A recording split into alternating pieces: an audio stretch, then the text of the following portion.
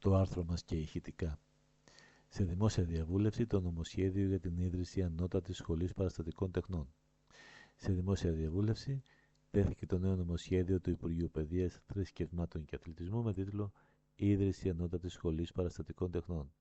Σύσταση νέας κατηγορίας θέσεων καλλιτεχνικής εκπαίδευσης, πλαίσιο λειτουργίας ανώτερων σχολών καλλιτεχνικής εκπαίδευσης και ανώτερων σχολών μουσικής εκπαίδευσης και λοιπές ρυθμίσεις.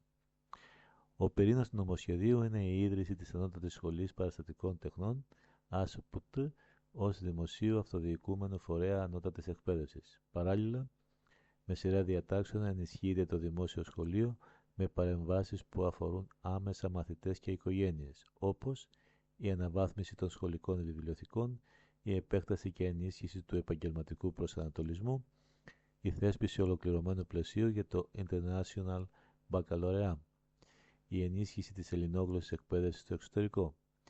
Η ΑΣΠΟΤΟΥ ενοποιεί κάτω από μια πανεπιστημιακή ομπρέλα 5 ιστορικούς δημόσιους φορείς: το Εθνικό Θέατρο, την Εθνική Λυρική Σκηνή, την Κρατική Σχολή Ορχιστρικής Τέχνης, το Κρατικό Θέατρο Βορείου Ελλάδος, το Κρατικό Οδείο Θεσσαλονίκης. Το κύρος και η παράδοσή τους αποκτούν κοινό ακαδημαϊκό σπίτι, με ενιαία ταυτότητα, θεσμικούς κανόνες και μακροπρόθεσμη προοπτική, όχι ως άθροισμα δομών, αλλά ως εθνικό εγχείρημα για τις παραστατικές τέχνες.